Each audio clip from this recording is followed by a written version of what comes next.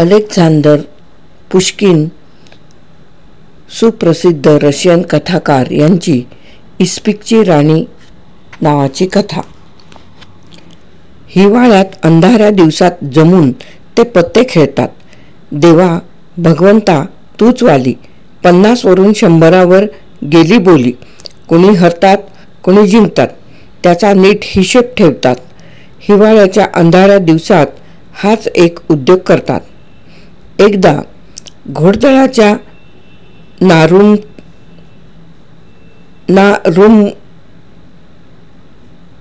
नारुमवकडे पत्ते खेळणं चालू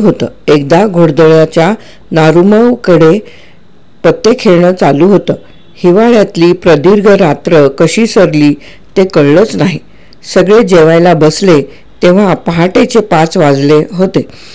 जे जिंकले होते त्यांना चांगली सपाटून भूक लागली होती आणि इतर जण विमनस्क अवस्थेत आपल्या रिकाम्या ताटांसमोर बसले होते. मग शॅम्पेन आली, संभाषणात जान आली आणि सगळेच जण त्यामध्ये सहभागी झाले. तुझं काय झालं सुरीन? यजमानानं विचारलं. हरलो. नेहमीचंच आहे ते. मी पत्त्यात दुर्दैवी आहे, हे कबूल करायलाच पाहिजे. मी कधीही बोली वाढवत नाही, रागावत नाही. कशामुळेही माझं चित्त विचलित होत नाही.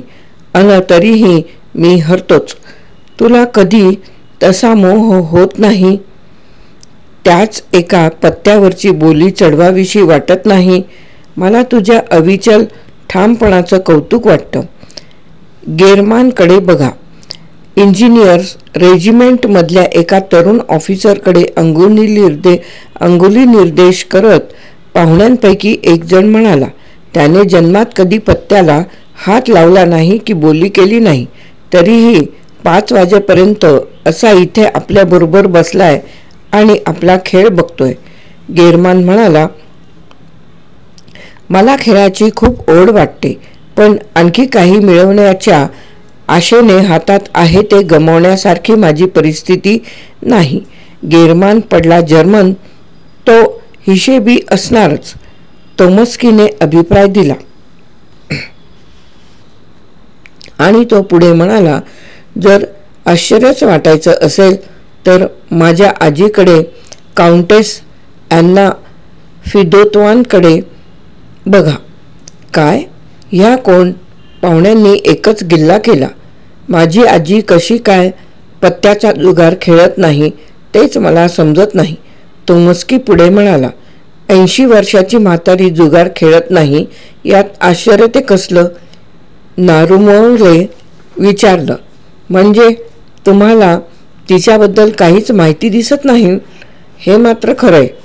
ठीक आहे, ऐका तर मग. माझी आजी सुमारे 60 वर्षापूर्वी पॅरिसला गेली होती. तिथे तिचा खूप बोलबाला झाला. ही मॉस्कोची व्हीनस दृष्टीस पडावी म्हणून लोक तिच्या मागे मागे करत. रिशिल्य म्हणजे फ्रेंच राजदरबारातील सैन्याधिकारी. 1696 ते 1788. रिशिल्य म्हणजे फ्रेंच राजदरबारातील सैन्याधिकारी. रिशिल्य सुद्धा तिच्या मागे लागला होता आणि ती दाद देत नाही म्हणून आत्महत्या करणार होता. त्या काळी बायका फाराओ हा पत्त्याचा डाव खेळायच्या. एकदा राजवाड्यात ड्यूक द ऑर्लिन्स शी खेळताना आजी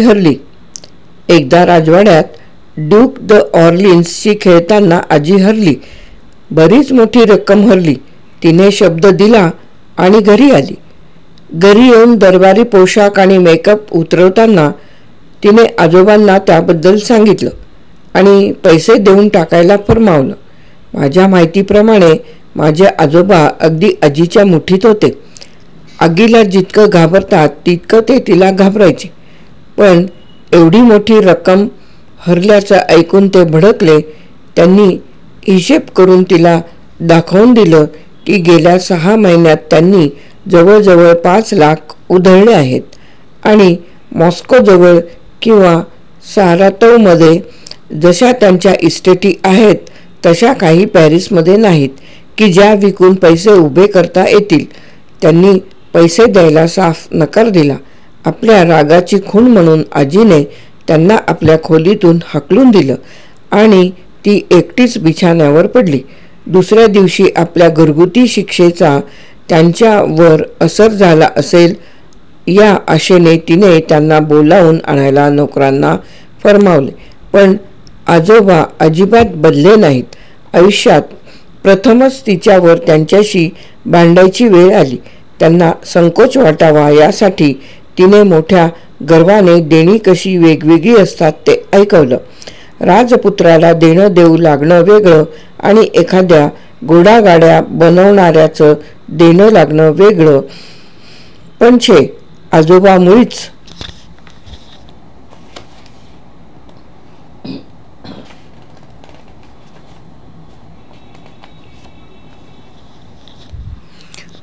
मुळीच ऐकेनात. त्यांचं आपलं नाही म्हणजे नाही. काय करावं ते आजीला समजेना. एक विलक्षण व्यक्ती तिच्या अगदी चांगल्या ओळखीची होती. तुम्ही काउंट सॅम जेरॅमचं नाव ऐकलं असेल. काउंट सॅम जेरॅम म्हणजे काउंट सॅम जेरॅम फ्रेंच दरबारातील बहुभाषक व धाडसी सरदार. 1710 ते 1780.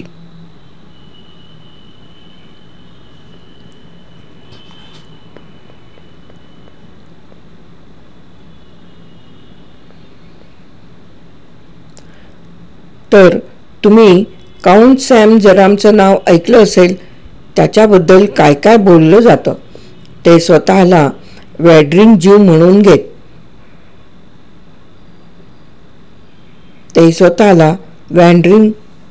म्हणून घेत. आपल्याला अमृताचा शोध लागला आहे, आपण परीस बनवला आहे असंही ते म्हणत. एखाद्या विदूषकाला असावं तसं लोक त्यांना हसायचे. पण ते गुप्तहेर होते असं कॅसानोवानं आपल्या आठवणींच्या पुस्तकात लिहिलं आहे.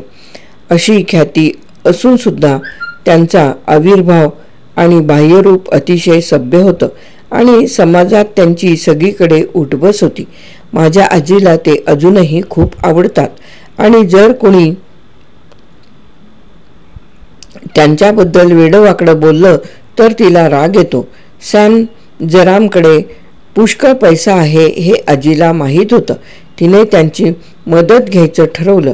तिने त्यांना चिठ्ठी लिहिली आणि तिला लवकरात लवकर भेटायला यावं असं कळवलं. तो येडचाप म्हातारा ताबडतोब आला आणि बघितलं तर आजी दुःखाने चूर. अगदी काळ्याकुट्ट रंगात तिने आपल्या नवऱ्याचा दुष्टपणा रंगवून सांगितला आणि मग म्हणाली की आता तिचा सगळा भरीभार त्यांच्या मैत्रीवर आणि चांगुलपणावर आहे. सॅम जेरॅम विचारात पडले. मी तुम्हाला ही रक्कम उसनी देऊ करतो, पण तिची परतफेड करेपर्यंत तुम्ही स्वस्थ बसणार नाही हे मला माहीत आहे. त्यामुळे तुम्हाला आणखी नव्या अडचणीत टाकायची मला इच्छा नाही. दुसरा एक उपाय आहे. तुम्ही ते पैसे परत जिंकून घेऊ शकता. ते म्हणाले. परंतु काउंट, आमच्याकडे अजिबात पैसे नाहीत. आजी म्हणाली. माझं ऐकून तर घ्या. असं म्हणून त्यांनी तिला एक गुपित सांगितलं. असं गुपित की जे जाणून घ्यायला आपल्यापैकी प्रत्येकजण काय वाटेल ती किंमत मोजायला तयार होईल. सगळेजण दुपारी लक्षपूर्वक ऐकायला लागले. तोमस्कीने पाईप पेटवला, झुरका घेतला आणि बोलणे पुढे चालू केले. त्याच दिवशी संध्याकाळी आजी व्हर्साय राजवाड्यात खुद्द राणीच्या पत्त्यांच्या पार्टीला गेली. ड्यूक द ऑर्लिन्सने पाने वाटली. आजच्या आज देणं फेडू शकत नाही याबद्दल थोडीशी माफी मागून आजीने काहीतरी सबब सांगितली आणि बोली लावायला सुरुवात केली. तिने 3 पत्ते निवडले आणि एकामागोमाग एक लावले. त्या 3 पत्त्यांनी तिला डाव जिंकून दिला आणि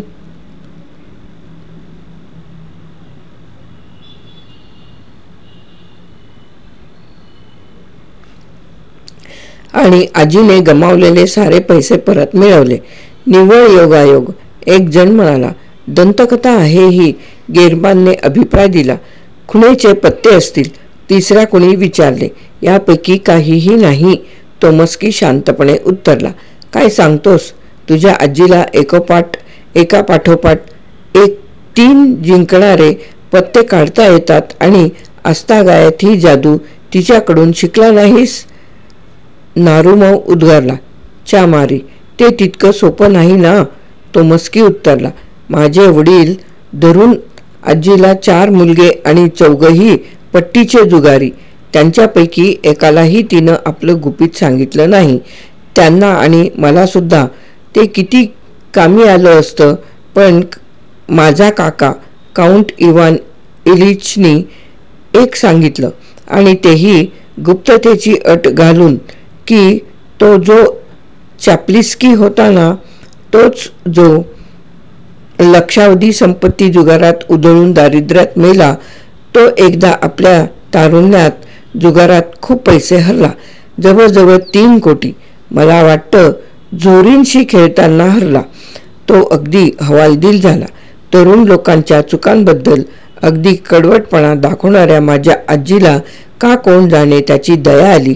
तिने त्याला एका पाठोपाठ कोणते पत्ते खेळायचे ते सांगितलं आणि पुन्हा कधीही जुगार खेळणार नाही असं वचन त्याच्याकडून घेतलं. चाप्लिस्की आपल्या देणेकऱ्याकडे गेला. ते पत्ते खेळायला बसले. पहिल्या पत्त्यावर चाप्लिस्कीने 50 लाख लावले आणि तो जिंकला. मग त्याने बोली दुपटीवर नेली आणि मग चौपटीवर. त्याने गमावलेले पैसे तर मिळवलेच, पण वर अजून कमावले. असो, 6 वाजायला 15 मिनिटं आहेत. आता झोपायला पाहिजे. खरोखरच उजाडलं होतं. तरुण मंडळींनी आपापले मद्याचे चषक रिकामे केले आणि ते आपापल्या घरी परतले.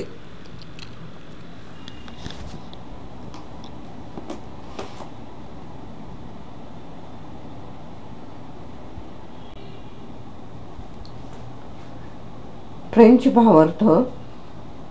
महाशय तुम्हाला फ्रेंच भावार्थ. महाशय तुम्हाला दासीत जास्त पसंत पडतात. काय करणार मॅडम, त्यात जास्त टवटवीत असतात. वृद्ध काउंटेस आपल्या ड्रेसिंग रूममध्ये आरशासमोर बसली होती. तिच्या भोवती 3 दासी उभ्या होत्या. एकीच्या हातात गालाला लावायच्या लालीची बाटली होती. दुसरीने हेअरपिनांची टोपली पकडली होती, तर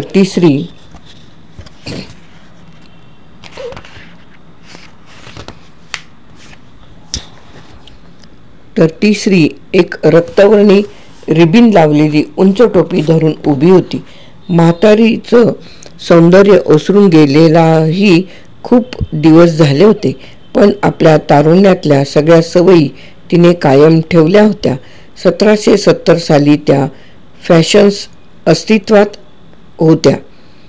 1770 साली ज्या फॅशन्स अस्तित्वात होत्या त्या ती कसोशीने पाळत होती, आणि 60 वर्षापूर्वी जितक्या काळजीपूर्वक, जितका वेळ घालवून ती प्रसाधन करी, तेवढेच काळजीपूर्वक तितकाच वेळ ती आत्ताही करीत होती. हातामध्ये भरतकामाची फ्रेम घेऊन खिडकीपाशी एक तरुण मुलगी, काउंटेसने पाळलेली मुलगी बसली होती.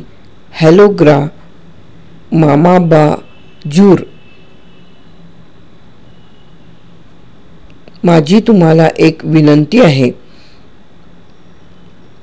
तरुण लष्करी अधिकारी खोलीत येत म्हणाला. काय काम आहे पॉल? माझ्या एका मित्राशी मला तुमची ओळख करून द्यायची आहे. तुमची हरकत नसेल तर शुक्रवारी तुमच्याकडच्या नृत्य समारंभासाठी त्याला घेऊन येऊ का?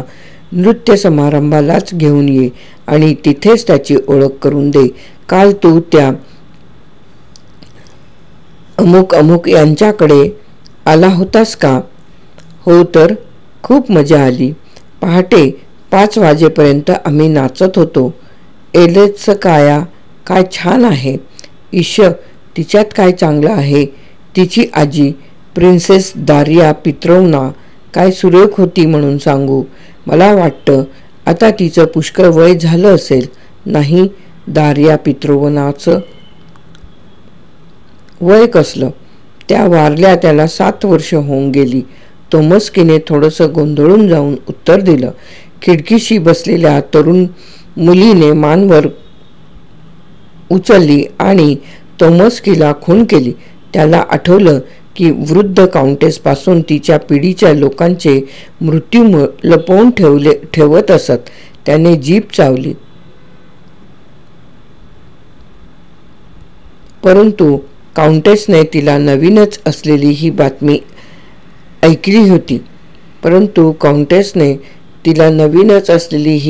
ऐकली होती. त्याचे तिला काही विशेष वाटले नाही असे दिसले. मेली. मला नव्हतं माहीत. वयात आल्यावर आम्हा दोघींचा राजवाड्यातल्या नृत्य समारंभात पहिला प्रवेश एकदमच झाला. जेव्हा आम्हाला राणीसाहेबांच्या पुढे पेश केलं तेव्हा, आणि काउंटेसने तो किस्सा नातवाला किमान 1000व्यांदा ऐकवला. मग ती म्हणाली, पॉल, आता मला उठून उभी राहायला मदत कर पाहू. लिझांका, माझी तपकिरीची डबी कुठे आहे? काउंटेस दासीबरोबर आपल्या प्रसाधनावरून अखेरचा हात फिरवायला पडद्यामागे गेली. तोमस्की आणि ती तरुण मुलगी मागे राहिले. कुणाची ओळख करून द्यायची आहे तुम्हाला? लिझावेता इवानोवाने हळूच आवाजात प्रश्न केला. नारुमोवची तुमची ओळख आहे त्याच्याशी? नाही. ते लष्करी अधिकारी आहेत की मुलकी अधिकारी आहेत? सैन्याधिकारी आहे. इंजिनिअरिंगमध्ये? नाही, घोडदळात आहे. तो इंजिनियर आहे असं का वाटलं तुम्हाला? ती तरुण मुलगी फक्त हसली, पण तिने काहीच उत्तर दिले नाही. पॉल, पडद्याआडून म्हातारी ओरडली, माझ्यासाठी कुठली तरी कादंबरी पाठव, पण आजकाल असतात त्यातली नको. म्हणजे काय ग्रामामा? म्हणजे तसली कादंबरी ज्यामध्ये नायक आई बापांना मारतो किंवा बुडालेल्या लोकांची प्रेतं सापडतात. बुडून मेलेल्या माणसांची मला फार भीती वाटते. आजकाल तसल्या कादंबऱ्या नसतात. रशियन कादंबऱ्या देऊ का? म्हणजे रशियनमध्ये पण कादंबऱ्या असतात? ठीक आहे, पाठव बघू. सॉरी ग्रामामा, मी जरा घाईत आहे. सॉरी लिझावेता इवानवना. नारुमोव इंजिनिअरिंगमध्ये कोअरमध्ये आहे असं का वाटतं तुम्हाला? तोमस्की ड्रेसिंग रूमच्या बाहेर पडला. लिझावेता इवानवना एकटीच राहिली. हातातलं काम बाजूला ठेवून तिने खिडकीतून वाकून बघितलं. इतक्यात कोपऱ्यावरच्या घराच्या जरा पाठीमागून रस्त्याच्या कडाकडा एका कडेने एक तरुण लष्करी अधिकारी नजरेच्या टप्प्यात आला. तिच्या चेहऱ्यावर लाली पसरली. तिने घाईघाईने भरतकाम हातात घेतले आणि अगदी वाकून काम सुरू केले. इतक्यात प्रसाधन आटपून काउंटेस पडद्याबाहेर आली. लिझांका, जा, घोडागाडी जोडायला सांग, आपण फिरून येऊया, ती म्हणाली. लिझांका भरतकामाच्या फ्रेमपासून दूर झाली आणि सर्व सामान आवरून ठेवायला लागली. अगं बाई, काय बहिरी बहिरी आहेस का? काउंटेस ओरडली.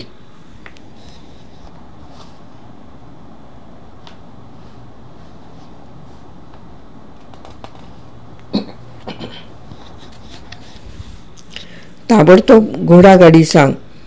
आता जाते, लिझावेताने हळू आवाजात उत्तर दिले आणि ती धावतच पुढच्या खोलीत गेली. नोकर आत आला आणि प्रिन्स पावेल अलेक्झांद्रविच तोमस्कीने पाठवलेली पुस्तकं त्याने काउंटेसला दिली. छान, त्याला धन्यवाद दे, काउंटेस म्हणाली. लिझांका, कुठे पळतेस आता? कपडे बदलायला. बदलशील ग बाई कपडे? बैस इथे. पहिला भाग उघड आणि वाच. जोरात वाचून दाखव.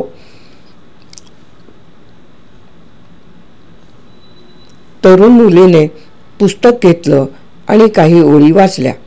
जोरात, काउंटेस म्हणाली. तुला ग काय झालं? आवाज गेला की काय? जरा थांब, ते स्टूल सरकव माझ्याजवळ. बस.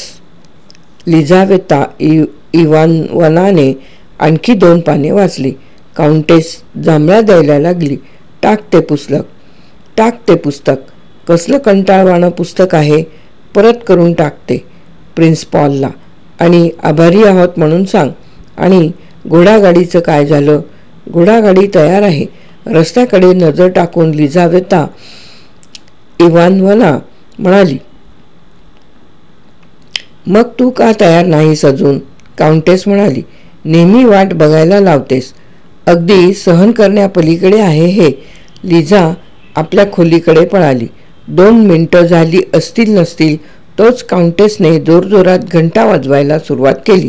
एका दरवाज्यातून 3 दासी आणि दुसऱ्या दरवाज्यातून बटलर आत आले. किती वेळ लावता यायला. काउंटेस म्हणाली. सांगा लिझावेता इवानोवाला की मी तिच्यासाठी खोळंबली आहे. शाल गुंडाळून आणि टोपी घालून लिझावेता इवानोवा आत आली. आलीस एकदाची. काउंटेस म्हणाली. केवढा नटापट्टा हा. कशासाठी. कोणाच्या पुढे पुढे करायचंय. बाहेर हवा कशी आहे. वारा आहे बहुधा. अजिबात नाही युवर हायनेस. अगदी अजिबात वारा नाहीये. बटलर म्हणाला. तुम्ही लोक ना काय तोंडाला येईल ते सांगून देता. खिडकी उघड. वाटलंच मला. वारा आहेच आणि तोही अगदी थंडगार. घोडागाडी सोडायला सांगा. लिझानका आता आपण काही बाहेर जात नाही. तेव्हा एवढं नटायचं काही कारणच नव्हतं. हे असं आहे माझं जिणं. लिझावेता इवानोवाच्या डोक्यात विचार आला. खरोखरच लिझावेताची परिस्थिती फारच वाईट होती. दांते म्हणतो परक्याच्या घरची भाकरी कडू लागते. परक्याच्या घराच्या पायऱ्या जड असतात आणि या परस्वाधीनतेचं कडवट दुःख म्हातारीने वाढवलेल्या गरीब पोरीखेरीज दुसऱ्या कुणाला ठाऊक असणार. काउंटेस स्वभावाने दुष्ट नव्हती, पण उच्चभ्रू समाजाने लाडावलेली स्त्री असल्यामुळे ती फार मनस्वी, कृपण आणि अलिप्त अहंमन्यतेत बुडालेली होती. आपल्या तरुणपणाच्या काळात खूप प्रेम मिळवलेले आणि वर्तमानाला पारखे झालेले अनेक वृद्ध जसे असतात तशीच. उच्चभ्रू समाजाच्या सगळ्या समारंभातून ती भाग घ्यायची. धडपडत नृत्य समारंभांना जायची. भरपूर मेकअप करून आणि जुन्या फॅशनचे कपडे घालून ती तिथे अशी बसायची की जणू ती एखादी बटपटीत पण न टाळता येण्याजोगी शोभिवंत वस्तू असावी. येणारे पाहुणे तिच्याजवळ येऊन अगदी लवून अभिवादन करत. एकदा का तो उपचार पार पडला की मग कोणीही तिच्याजवळ फिरकतही नसे. सगळे शिष्टाचार सांभाळत ती सबंध गावाचा पाहुणचार करत असे. पण पाहुण्यांपैकी एकालाही चेहऱ्याने ओळखत नसे. तिच्या घरचे खंडीभर नोकर वाढत्या वयाबरोबर नुसतेच माजत चालले होते. त्यांना काय वाटेल ते करत असत आणि अधूनमधून मरू घातलेल्या म्हातारीला चांगले लुबाडत असत. लिझावेता इवानोवा ही त्या घरातला बळीचा बकरा होती. ती चहा द्यायची आणि साखरेची उधळमाधळ केल्याबद्दल तिला 4 शब्द सुनावले जायचे. ती पुस्तक वाचून दाखवायची आणि लेखकाच्या चुकांबद्दल तिलाच बोलणी बसायची. फिरायला जाताना ती म्हातारीला सोबत करायची, पण खराब हवेला किंवा रस्त्यांच्या दुर्दशेला तीच जबाबदार असायची. तिला त्यासाठी पगार द्यायचंही कबूल केलं होतं, पण तिला तो पगार कधीच मिळत नसे. शिवाय वर अशीही अपेक्षा केली जात असे की तिने इतर 4 चौघांसारखा टापटिपीचा पोशाख करावा. उच्चभ्रू समाजाच्या समारंभात तर तिची अवस्था अजूनच केविलवाणी असे. ती सर्वांच्या ओळखीची होती, पण तिच्याकडे कोणीच लक्ष देत नसे. नृत्य समारंभाच्या वेळी जर पार्टनर कमी पडत असेल तरच तिला नृत्य करायला मिळायचं. आपल्या प्रसाधनांची डागडुजी करायला जर ड्रेसिंग रूममध्ये जायचं असलं तरच श्रीमंत बायका तिला हाताला धरून आपल्या बरोबर घेऊन जायच्या. ती अतिशय स्वाभिमानी होती आणि आपली परिस्थिती तिला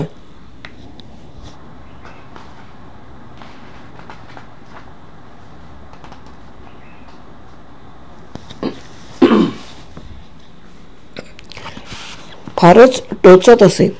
आपल्या आजूबाजूला पाहत असताना आपल्याला या परिस्थितीतून सोडवणारा कुणी भेटेल का याची ती वाट बघत असे. परंतु आपल्यातच मग्न असणारे आणि तरीही हिशेबीपणा न सुटलेले तरुण, ते ज्या उद्दाम आणि संवेदनशून्य उपवर मुलींच्या मागे धावत त्यांच्यापेक्षा 100 पटीने चांगल्या असणाऱ्या लिझावेता इवानोव्नाकडे ढुंकूनही पाहत नसत. कित्येकदा ती आलिशान तरीही कंटाळवाण्या दिवाणखान्यातून हळूच सटकून डोळे टिपत आपल्या दरिद्री खोलीत परतायची. त्या खोलीत जिथे कागद चिकटवलेले पार्टिशन, चेस्ट ऑफ ड्रॉवर्स, छोटासा आरसा आणि रंग फासलेला पलंग या साऱ्यांवर एक जाडजूड मेणबत्ती पितळी स्टँडवर उभी राहून मंद प्रकाश पाडत असायची. या कथेच्या अगदी सुरुवातीला वर्णन केलेल्या पार्टीनंतर 2 दिवसांनी आणि ज्या प्रसंगांचे वर्णन करून आपण थांबलो त्या प्रसंगाच्या आठवडाभर अगोदर एक गोष्ट घडली. खिडकीपाशी भरतकामाची फ्रेम घेऊन बसलेल्या लिझावेता इवानोव्नाने सहजच मान वर करून रस्त्यावर पाहिलं. इंजिनियर कोअरमधला एक तरुण ऑफिसर अजिबात काही हालचाल न करता तिच्या खिडकीकडे डोळे लावून बसला होता. तिने मान खाली घातली आणि पुन्हा काम सुरू केले. 5 मिनिटांनी तिने पुन्हा बघितलं तर तो तरुण ऑफिसर अजूनही तिथेच होता. येणाऱ्या जाणाऱ्या ऑफिसर्सकडे बघत न बघितल्यासारखं करत राहण्याची तिला सवय नव्हती. त्यामुळे तिने रस्त्याकडे बघणंच थांबवलं आणि डोकं अजिबात वर न उचलता ती 2 तास भरतकाम करत राहिली.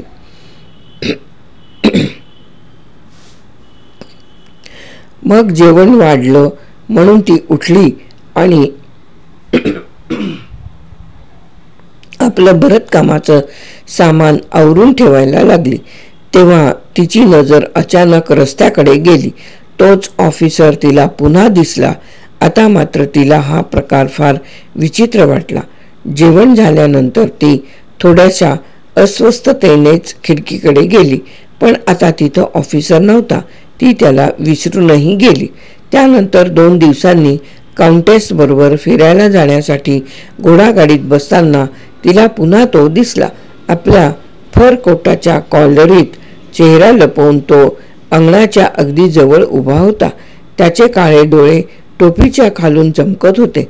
लिझावेता इवानोव्ना घाबरली, पण कशाची भीती आपल्याला वाटते हे तिला समजेना आणि घोडागाडीत बसताना तिच्या छातीत अनाकलनीय धडधड व्हायला लागली. घरी परत आल्यावर ती धावतच खिडकीपाशी गेली. तो ऑफिसर पूर्वीच्याच जागी तसेच तिच्याकडे डोळे खिळून उभा होता. ती बाजूला झाली. उत्सुकता आणि खळखळ माजवणारी एक नवीनच भावना तिच्या मनाला व्यापून राहिली. त्या दिवसापासून असा एकही दिवस गेला नाही की ठराविक वेळेला तो तरुण ऑफिसर त्यांच्या घराच्या खिडकीखाली येऊन उभा राहिला. तिच्या आणि त्याच्यामध्ये एक अनोखा बंध निर्माण झाला. आपल्या जागी बसून काम करताना तिला तो येत असल्याची जणू चाहूल लागत असे. ती मान वर करून दररोज त्याच्याकडे अधिकाधिक वेळ बघू लागली. असं वाटायचं की तो तरुण याबद्दल तिचा ऋणी होता. प्रत्येक वेळी त्याची नजर झाली की त्याच्या फिकट गालावर कशी लाली पसरते ते तिच्या तरुण तीक्ष्ण नजरेला बरोबर दिसत असे. आठवड्याभरातच ती त्याच्याकडे बघून हसू लागली. आपल्या मित्राची काउंटेसशी ओळख करून द्यायची परवानगी जेव्हा तोमस्कीने मागितली तेव्हा त्या बिचाऱ्या मुलीच्या छातीत धडधड व्हायला लागली. परंतु नारुमो इंजिनियर्स कोअरमध्ये नाही तर घोडदळात आहे हे कळल्यावर आपल्या या थेट प्रश्नामुळं आपलं गुपित उच्छृंखल तोमस्कीच्या पुढं उघड झालं असं वाटून तिला पश्चाताप होऊ लागला. गेरमानचे वाडवडील रशियात येऊन स्थायिक झालेले जर्मन्स होते. त्यांनी त्याच्यासाठी फार थोडी इस्टेट ठेवली होती. आपलं आर्थिक स्वातंत्र्य अबाधित ठेवण्याच्या भावनेने पछाडलेला गेरमान ज्या इस्टेटीवरील व्याजालाही हात लावत नसे, फक्त पगारात आपला सगळा खर्च भागवत असे आणि कधीही उधळेपणा करत नसे, परंतु तो आतल्या गाठीचा आणि महत्वाकांक्षी होता. त्याच्या कंजूषपणाला त्याचे मित्र हसण्याचे प्रसंगही कधी कधी यायचे. त्याच्या भावना उत्कट आणि कल्पनाशक्ती भडक होती, पण आपल्या भडक स्वभावामुळेच तारुण्यात सहसा हातून घडणाऱ्या चुकांपासून तो वाचला होता. म्हणजे स्वभावात जुगारी वृत्ती असूनही त्याने कधी पत्त्याला हातही लावला नाही, कारण त्याची परिस्थिती त्याने म्हटल्याप्रमाणे आणखी काही मिळण्याच्या आशेने हातात आहे ते गमावण्यासारखी नाही अशी त्याची ठाम समजूत होती. आणि तरीही तो रात्र पत्त्याच्या टेबलापाशी बसून खेळाच्या बरोबर खालीवर होण्यातली मजा घेत तारवटून जात असे. 3 पत्त्यांबद्दलच्या त्या सुरस कथेने त्याच्या मनाचा पुरता ठाव घेतला. संपूर्ण रात्र तीच गोष्ट त्याच्या डोक्यात घोळत होती. दुसऱ्या दिवशी पिट्सबर्गच्या रस्त्यावरून फिरताना तो पुन्हा स्वतःशीच म्हणत राहिला, म्हाताऱ्या काउंटेसने मलाच जर आपलं गुपित उघडं करून सांगितलं तर, मला ती 3 पानं कुठली ते सांगितलं तर, नशीब आजमावून बघायला काय हरकत आहे. सरळ जावं तिच्याकडे, तिचं मन जिंकून घ्यावं, तिचा प्रियकर व्हावं.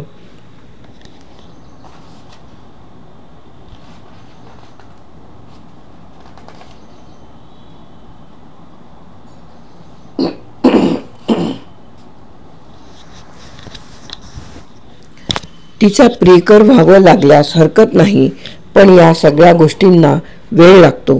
त्यातून ती 87 वर्षाची. ती उद्या परवा नाहीतर एका आठवड्यात मरूही शकते. शिवाय तो किस्सा, त्यावर विश्वास ठेवावे की नाही? नाही. काटकसर, साधेपणा आणि कष्टाळूपणा हीच माझी 3 हुकमाची पानं आहेत. तीच माझं मन, तीच माझं धन तिप्पट करतील, 7 पटीने वाढवतील. तीच शांती आणि स्वातंत्र्य मिळवून देतील. अशा तऱ्हेने स्वतःची समजूत घालत असता तो पिट्सबर्गच्या एका प्रमुख रस्त्यावर जुन्या धाटणीच्या एका घरासमोर येऊन थडकला. रस्त्यावर घोडागाड्यांची दाटी झाली होती. दिव्यांनी उजळलेल्या पोर्चमध्ये एकामागोमाग एक बग्ग्या येत होत्या. घोडागाडीतून उतरताना कधी एखाद्या सुंदरीचे नाजूक पाऊल, कधी घोडदळातल्या अधिकाऱ्यांचे खळखळते बूट, एखादा पट्टेरी मोजा किंवा राजदूताचा नखरेल जोडा नजरेला पडत होता. क्लोक आणि फरकोट घातलेल्या व्यक्ती मोठ्या थाटात उभ्या असलेल्या फुटमॅनच्या जवळून झपाझप आत जात होत्या. गेरमान थांबला. हे कुणाचं घर आहे? कोपऱ्यावरच्या रखवालदाराला त्याने विचारले. काउंटेसचं, त्याने उत्तर दिले.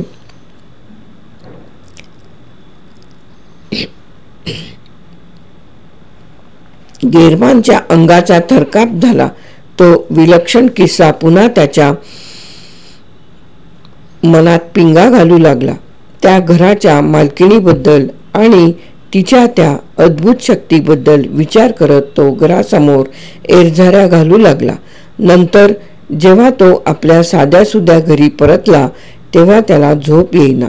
अखेर जेव्हा त्याला झोप लागली तेव्हा स्वप्नातही त्याच्या डोळ्यांपुढे पत्ते, त्यांचं ते हिरवं टेबल, नोटांच्या थप्प्या आणि नाण्यांचे सोनेरी ढीग नाचू लागले. तो पत्त्यामागून पत्ते लावू लागला, बेधडक बोली दुप्पट करू लागला, झपाट्याने जिंकायला लागला आणि सोनेरी नाणी लुटायला, नोटांच्या थप्प्या खिशात भरायला लागला. त्याला उशिराने जाग आली. आपलं विलक्षण वैभव हरवलेलं बघून निश्वास सोडून तो पुन्हा गावात भटकायला निघाला आणि काउंटेसच्या घरासमोर येऊन दाखल झाला. कुठली तरी अद्भुत शक्ती जणू त्याला तिकडे खेचत होती. तो थांबला आणि खिडकीकडे बघायला लागला.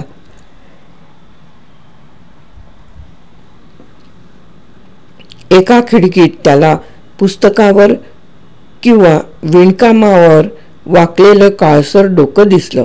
डोकं वर झालं. गेरमानला एक तरुण चेहरा आणि काळेभर डोळे दिसले. त्या क्षणीच त्याचं भविष्य निश्चित झालं. लिझावेता इवानोव्नाने केप आणि टोपी काढली असेल नसेल. लिझावेता इवानोव्नाने केप आणि टोपी काढली असेल नसेल तोच. काउंटेसने तिला पुन्हा निरोप पाठवला आणि पुन्हा घोडागाडी काढायला फरमावले. दोघी जणी घोडागाडीत बसायला लागल्या. दोघा नोकरांनी म्हातारीला उचलून गाडीत बसवलं आणि गाडीचं दार लावलं. अगदी त्याच क्षणाला लिझावेता इवानोव्नाला आपल्या बाजूच्या चाकापाशी तो इंजिनियर दिसला. त्याने तिचा हात पकडला. भीतीने ती पार थिजून गेली असताच तो तरुण नाहीसा झाला. तिच्या हातात मात्र त्याने दिलेलं पत्र राहिलं. तिने ते आपल्या हातमोज्यात लपवलं आणि सगळ्या रस्ताभर तिला काही ऐकू आलं नाही की दिसलं नाही. घोडागाडीत बसलं की क्षणाक्षणाला प्रश्न विचारायची काउंटेसला सवय होती. आता आपल्याला कोण भेटलं होतं, या रस्त्याचं नाव काय, त्या पाटीवर काय लिहिलंय. लिझावेता इवानोव्नाने प्रत्येक खेपेला जे काय तोंडाला येईल ते उत्तर दिलं. त्यामुळे काउंटेसला राग आला. तुला काय झालंय काय माझी आई? तुझे काय कानबिन फुटले की काय? एकतर तू माझं बोलणं ऐकत तरी नाहीयेस किंवा तुला मी काय बोलते ते कळत तरी नाहीये. नशीब मी काही बोबडं बोलत नाही किंवा अजून मला वेडही लागलं नाहीये. लिझावेता इवानोव्नाने तिचं बोलणं ऐकलंच नाही. घरी परत आल्यावर ती आपल्या खोलीत पळाली. हातमोज्यातून पत्र काढलं. पाकीट बंद केलेलं नव्हतं. लिझावेता इवानोव्नाने ते वाचलं. पत्रामध्ये प्रेमाची ग्वाही दिलेली होती. ते अतिशय मृदू सभ्य भाषेत लिहिलेलं, कोणत्याशा जर्मन कादंबरीतून पाहून शब्द न शब्द उतरवलेलं होतं. पण लिझावेता इवानोव्नाला काही जर्मन येत नव्हतं आणि ती ते पत्र वाचून फारच खुश झाली. परंतु या पत्राने तिला अतिशय अस्वस्थ करून सोडलं. एका तरुण माणसाशी अशा प्रकारचं गुप्त संधान ती प्रथमच बांधत होती. त्याचं धाडस पाहून ती अवाक झाली होती. ती अशा छछोर वर्तणुकीबद्दल स्वतःलाच बोल लावत होती आणि काय करावं ते ठरवू शकत नव्हती. खिडकीपाशी बसणंच बंद करावं आणि अशा तऱ्हेने नापसंती दाखवून त्याच्या प्रेमावेगावर पाणी ओतावं की त्याला उत्तर धाडावं, एकदाच नकार देऊन सोक्षमोक्ष लावून टाकावा. सल्लामसलत करण्यासारखंही कुणी तिला नव्हतं.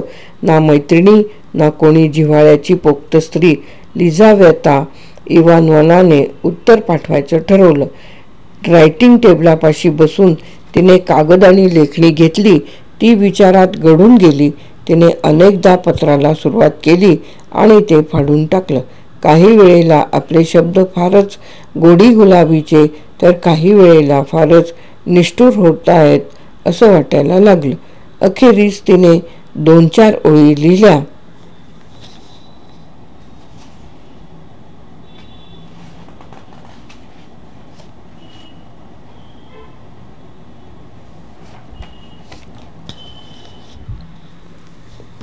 2-4 ओळी लिहिल्या. त्या तिला समाधानकारक वाटल्या. तिने लिहिलं, तुमचा इरादा चांगलाच आहे अशी मला खात्री आहे आणि आपल्या अशा वर्तणुकीने माझा अपमान तुम्ही करू इच्छित नाही हेही मला माहीत आहे. पण आपली ओळख अशा तऱ्हेने होऊ नये. तुमचे पत्र तुम्हाला परत पाठवत आहे आणि मला आशा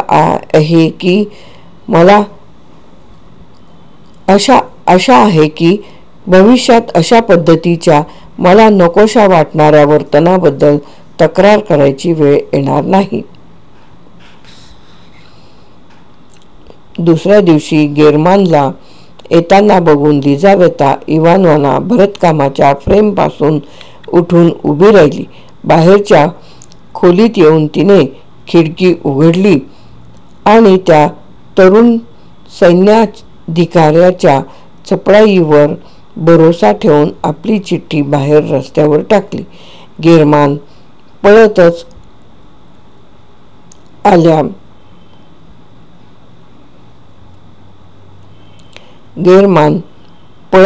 आल्या. त्याने ती चिठ्ठी उचलली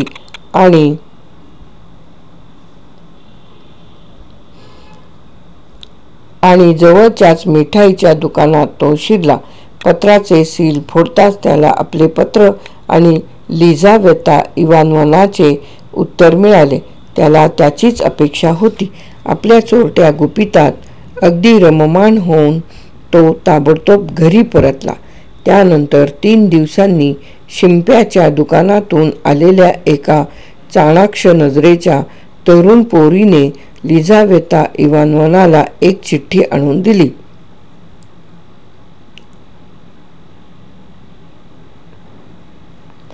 पैशाचा तगादा लावणारं बिल असेल म्हणून लिझावेता इवानोव्नाने घाबरतच ती उघडली आणि गेरमानचं अक्षर तिला ओळखू आलं.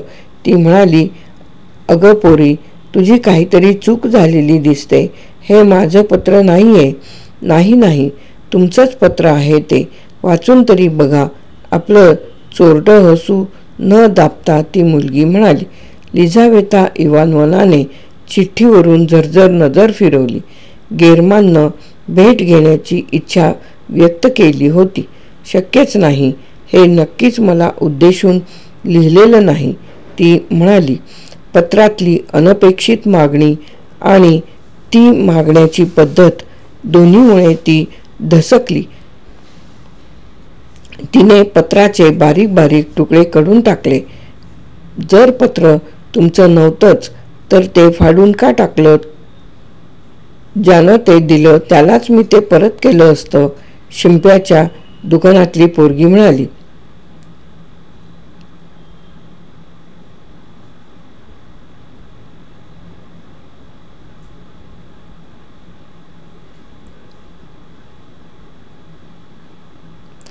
तिच्या बोलण्यामुळे गोरीमोरी झालेली लिझावेता इवानोव्ना तिला म्हणाली, ए मुली, कृपा करून मला असली पत्र आणून देऊ नकोस इथून पुढे. आणि ज्यांनी तुला हे पत्र दिलं त्यांना म्हणावं, तुम्हाला काही लाजबीज आहे की नाही? पण गेरमानवर त्याचा काहीही परिणाम झाला नाही. लिझावेता इवानोव्नाला त्याच्याकडून दररोजच या ना त्या मार्गाने पत्र येऊ लागली. आता ती जर्मनमधून भाषांतरित केलेली नव्हती. गेरमान स्वतःच ती भावना वेगाने आणि त्याच्याच सहज उत्स्फूर्त भाषेत लिहित होता.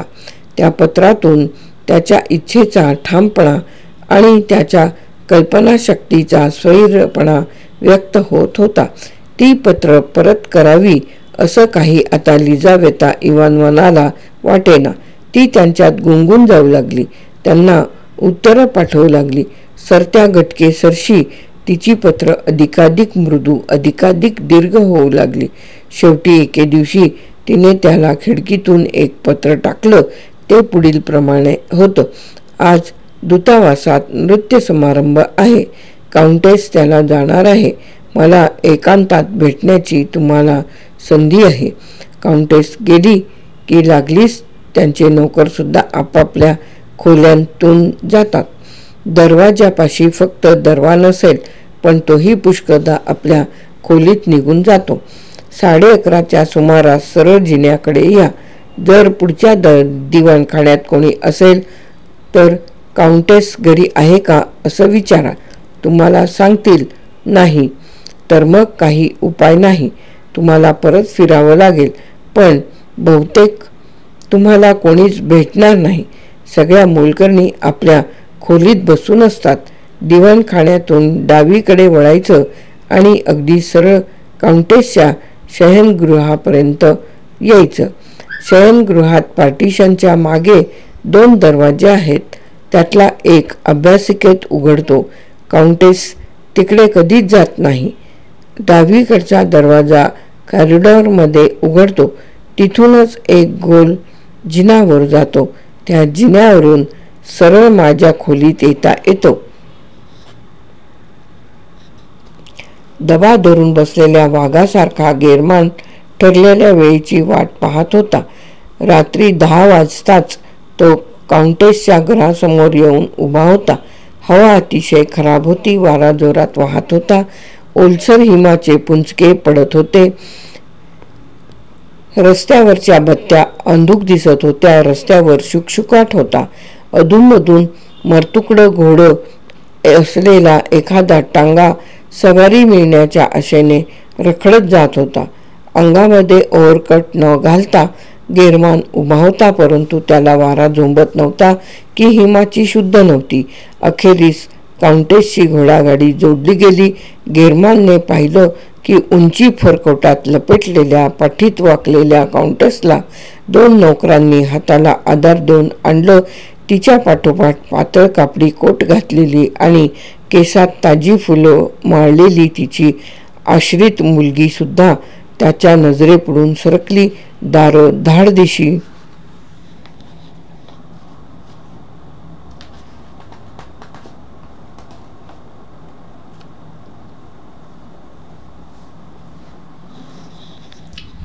बंद झाली.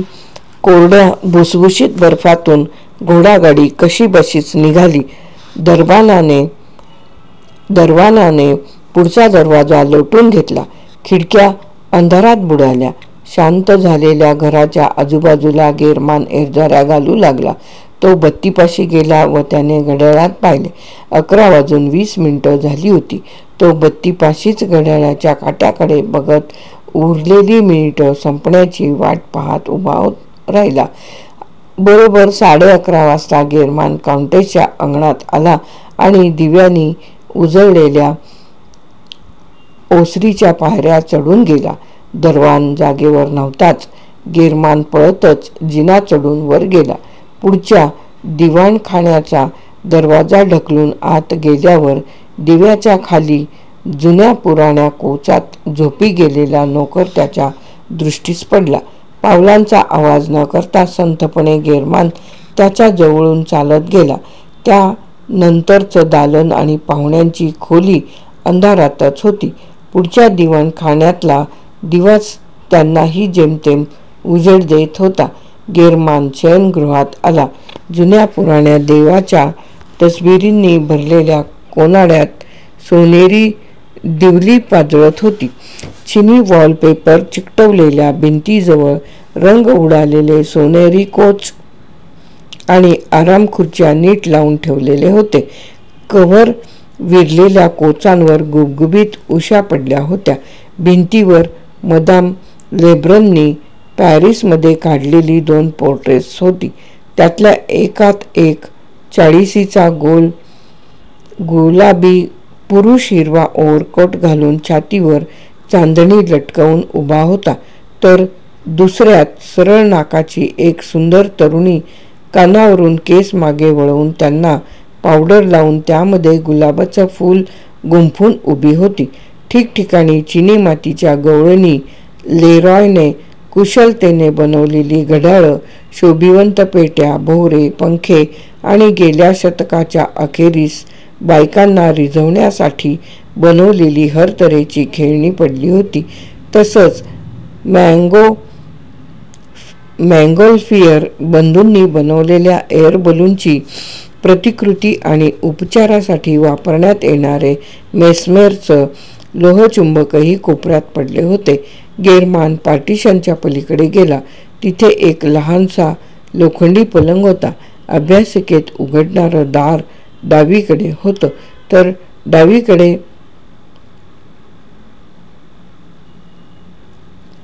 अभ्यासिकेत उघडणारं दार उजवीकडे होतं तर डावीकडे दुसरं कॉरिडॉरमध्ये उघडणारं दार होतं.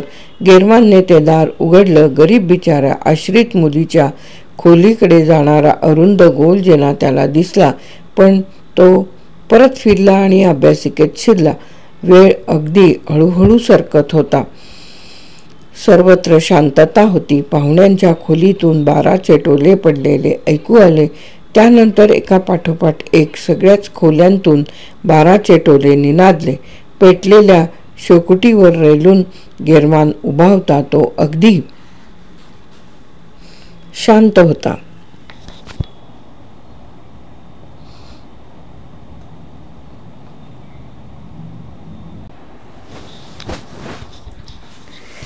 एखादी धोकादायक पण तरीही अत्यावश्यक गोष्ट करायची असं ठरवलेल्या माणसाप्रमाणे त्याच्या काळजाचे ठोके एका लयीत पडत होते. घड्याळात आधी 1चे आणि मग 2चे टोले पडले आणि दूरवरून येणाऱ्या घोडागाडीची खडखड त्याच्या कानावर पडली. त्याला न आवरता येणारी खळबळ त्याच्या मनात उमटली. घोडागाडी घराजवळ येऊन थांबली. घोडागाडीच्या पायऱ्या खाली सोडल्याचा आवाज आला. घरात गडबड सुरू झाली. लोकांची पळापळ सुरू झाली. बोलण्याचे आवाज ऐकू आले आणि घरातले दिवे पेटवले गेले. शयनगृहात 3 वयस्क दासी आणि त्यांच्या पाठोपाठ काउंटेस आत आली. अर्धमेल्या झालेल्या काउंटेसने खुर्चीवर स्वतःला लोटून दिले. गेरमान फटीतून बघत होता. लिझावेता इवानोव्ना तिला ओलांडून गेली. जिन्याच्या पायऱ्यांवरून तिची पावलं झपाझप वर येताना गेरमानला ऐकू आली. त्याच्या काळजामध्ये शर्मिंदेपणाची थोडी पश्चात्तापासारखी कसलीशी काळजी उमटली आणि विरून गेली. तो जणू दगडाचा बनला. आरशासमोर उभी राहून काउंटेस कपडे बदलायला लागली. गुलाबाची फुलं चिकटवलेली तिची टोपी अगोदर त्याला लावलेल्या पिना काढून उतरवली. मग तिच्या पिकलेल्या आणि केस अगदी बारीक कापलेल्या डोक्यावरून पावडर लावून पांढऱ्या केलेल्या केसांचा टोप काढण्यात आला. तिच्या आजूबाजूला पिनांचा तर अगदी खच पडला. चंदेरी धाग्याने भरतकाम केलेला सोनेरी रंगाचा पोशाख तिच्या सुजलेल्या पावलांवर पडला. तिच्या साज शृंगाराच्या ओंगळवाण्या गुपितांचा गेरमान अकारणच साक्षीदार बनला.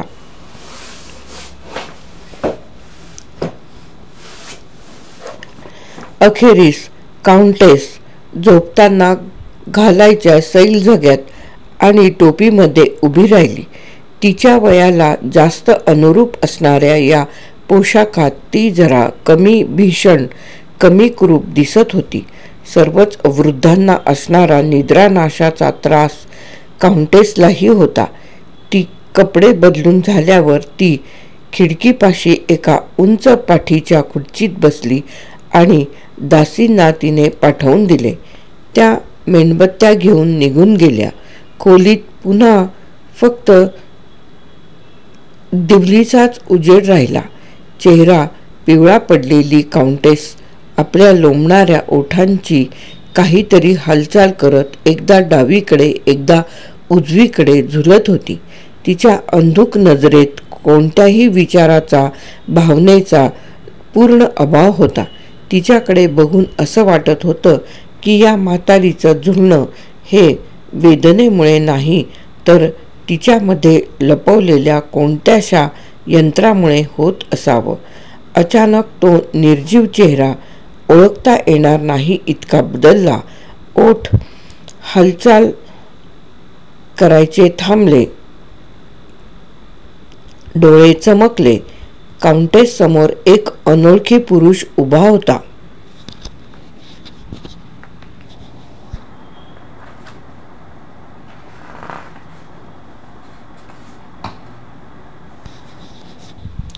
घाबरू नका, कृपा करून घाबरू नका, त्याने हळू आवाजात पण स्पष्टपणे सांगितले.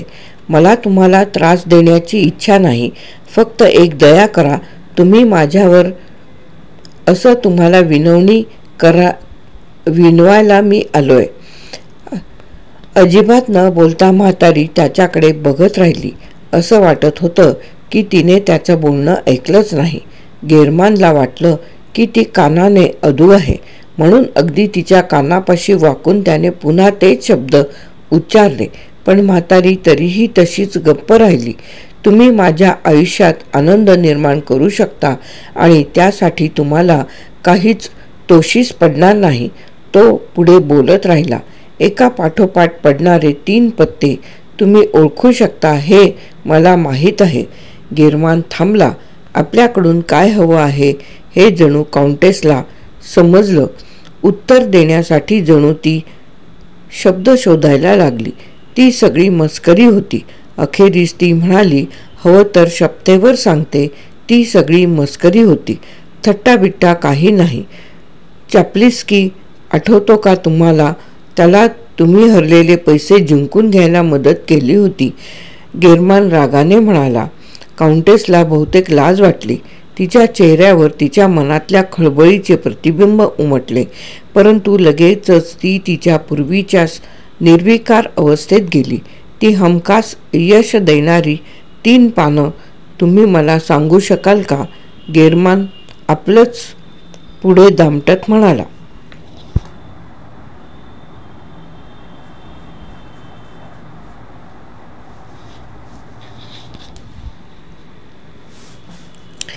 काउंटेस गप्पच राहिली. गेरमानने पुन्हा सुरू केलं. कोणासाठी तुम्ही हे आपलं रहस्य जपून ठेवताय? नातवांसाठी? तसेही ते श्रीमंत आहेत. त्यांना पैशाची काही किंमत नाही. तुमचे ते 3 पत्ते उधळ्या माणसाच्या कामी येणार नाहीत.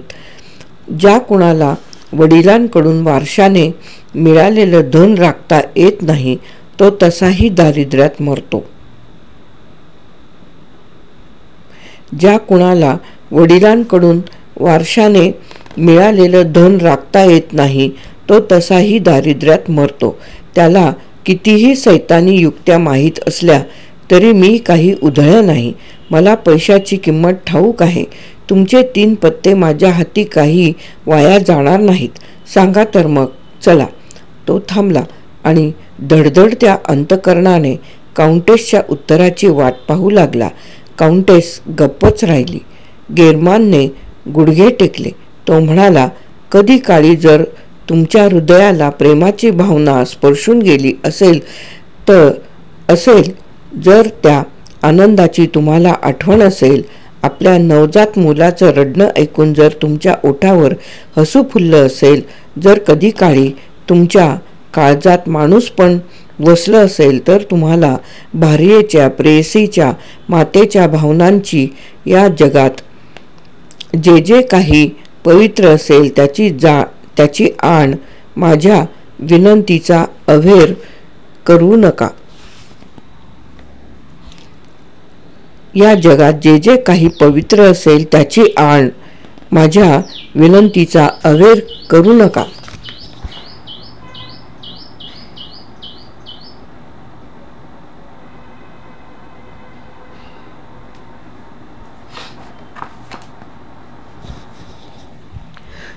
तुमचं गुपित माझ्या पुढे उघडं करा.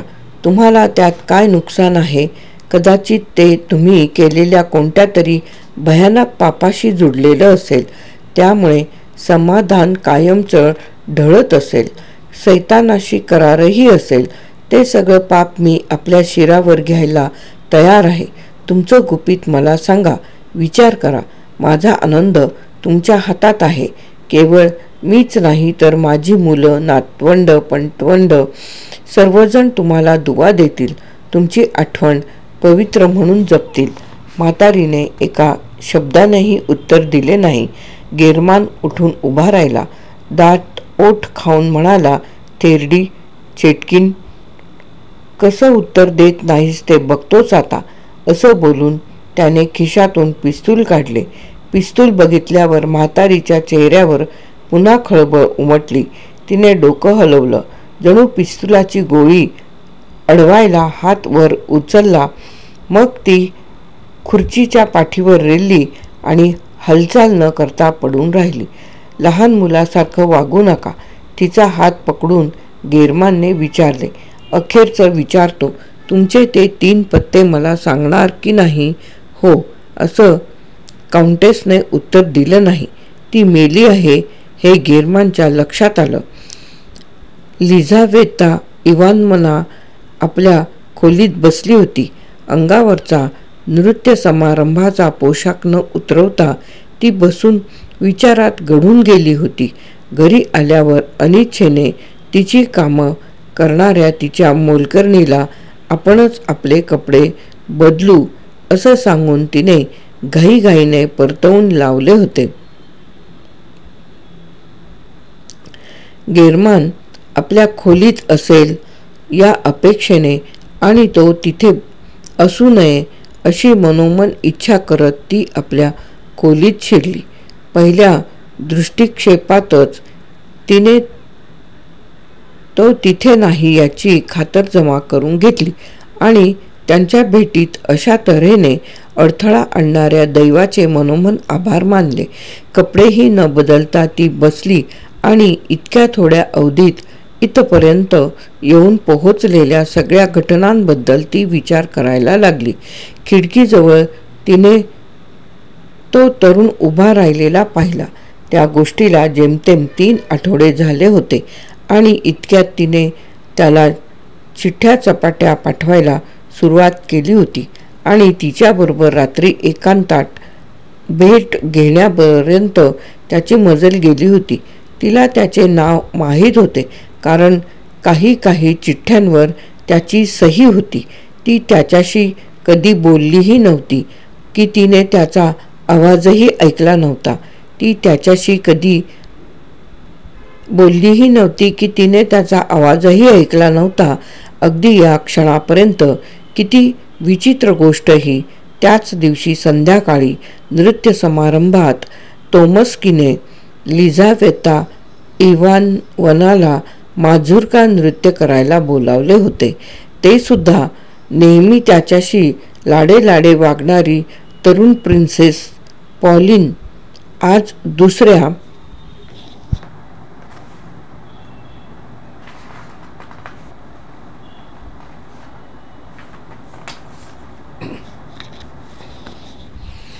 दुसऱ्या कोणाबरोबर तरी प्रेम चेष्टा करत होती आणि त्याला त्याचा बदला घ्यायचा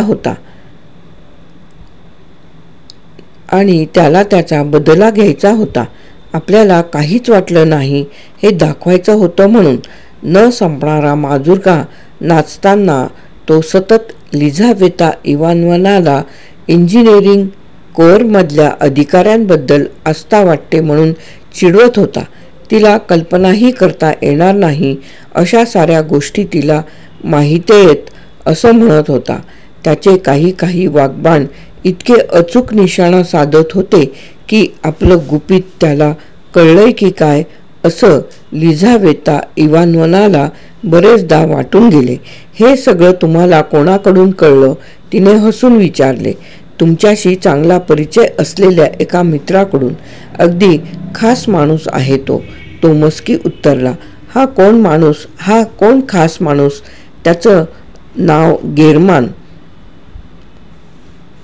लिझावेता इवानोव्ना काहीच बोलली नाही, परंतु तिचे हातपाय बर्फासारखे गार पडले. हा गेरमान फारच रोमॅन्टिक प्राणी आहे बुवा. त्याचा चेहरा नेपोलियनसारखा आणि मन मेफिस्टोफिलसारखे आहे. मला असं वाटतं त्याने किमान 3 गुन्हे तरी केले आहेत.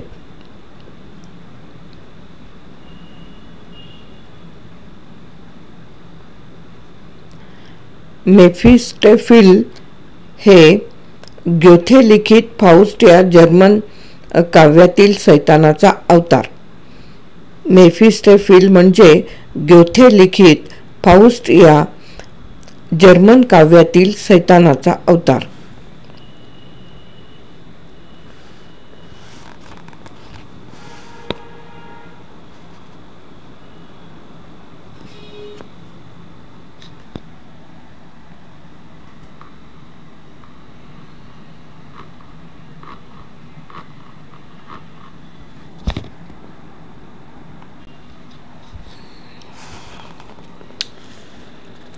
मला असं वाटतं त्याने किमान 3 गुन्हे तरी केले आहेत. अरेच्या, तुमचा चेहरा इतका का बरं पांढरा पडला? तो मस्की म्हणाला. माझं डोकं दुखतंय. काय म्हणाला? तुमचा गेरमान का कोण तो? गेरमान आपल्या मित्रावर अगदी नाराज आहे. तो म्हणतो की त्याच्या मित्राच्या जागी जर तो असता तर अगदी वेगळं वागला असता. मला तर असं वाटतंय की खुद्द गेरमानच तुमच्यावर भाळलाय किंवा आपल्या मित्राची प्रेमाची संभाषणे तो खूपच लक्षपूर्वक ऐकतो. मला कुठे बघणार तो? का बरं? चर्चमध्ये किंवा फिरायला जाताना, देव जाणे कुठे ते, किंवा तुम्हाला गाढ झोप लागलेली असताना तुमच्या खोलीतच तो काहीही करू शकतो. उब्लिओ रिग्रेट.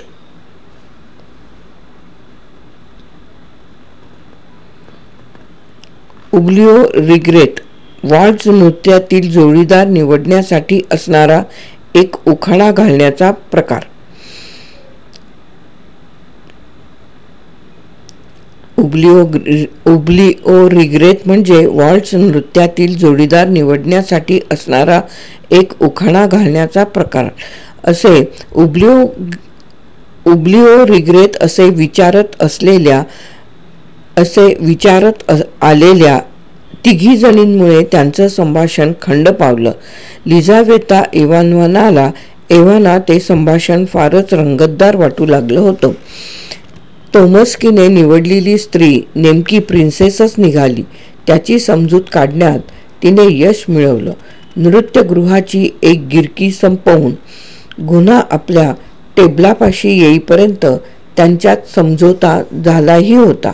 तोमस्की आपल्या जागेवर परतला तेव्हा त्याच्या डोक्यात गेरमानचा विषय अजिबात नव्हता आणि संभाषण पुन्हा सुरू करायची लिझावेताला इच्छा होती. पण इतक्यात माझुरका संपला आणि काउंटेस घरी जायला निघाली.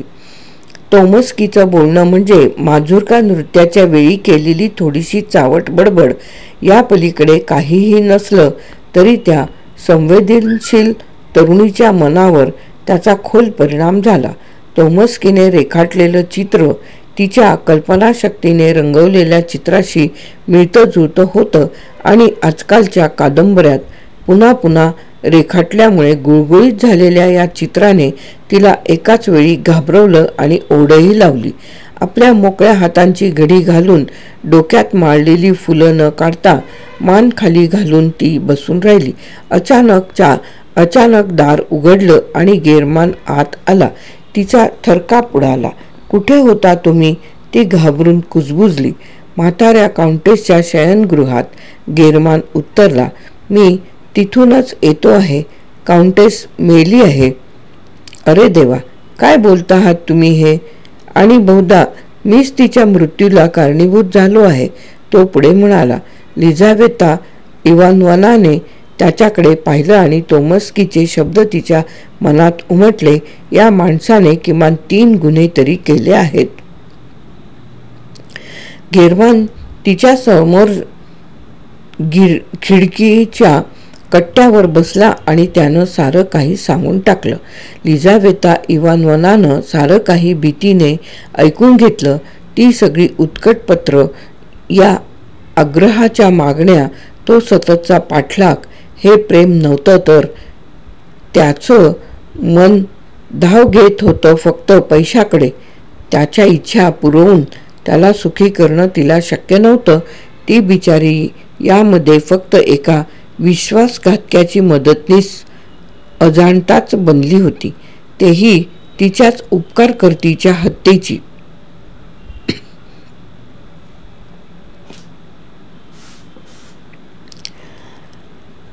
खूप उशिरा आलेल्या पश्चात्तापाच्या भावनेने ती ढसाढसा रडली. गेरमान काहीही न बोलता तिच्याकडे बघत राहिला. त्याच्या छातीत हल्ल्यासारखं झालं, पण ते काही त्या बिचारीचे अश्रू पाहून नाही आणि तिच्या दुःखातून प्रतीत होणारं तिचं सौंदर्य पाहूनही नाही. मेलेल्या म्हातारीचा विचार डोक्यात आल्यानंतरही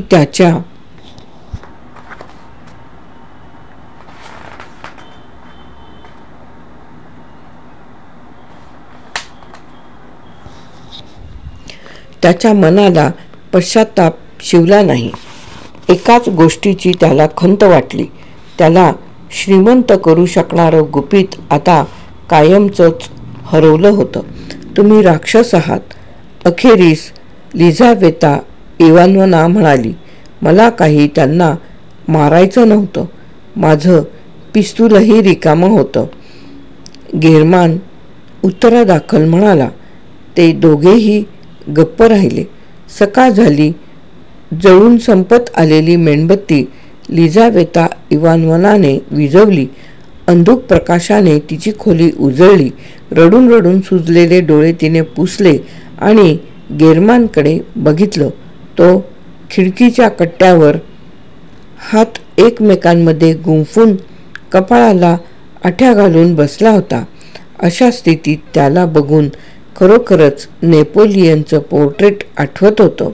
ते साम्य बघून लिझावेता इवानोव्नासुद्धा थक्क झाली. तुम्ही आता घराबाहेर कसे पडणार? लिझावेता इवानोव्नाने विचारले.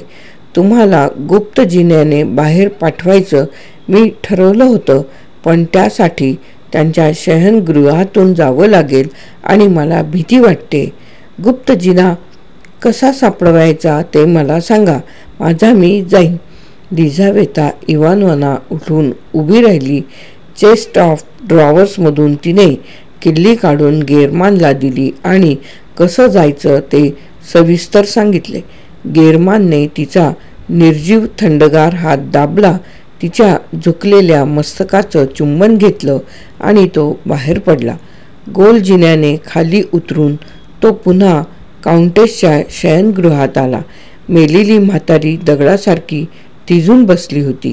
तिच्या चेहऱ्यावर प्रगाढ शांती होती. गेरमान तिच्या पुढ्यात खूप वेळ तिच्याकडे पाहत थांबला. जणू काही त्याला वस्तुस्थितीची खातरजमा करून घ्यायची होती. मग अभ्यासिकेत शिरला.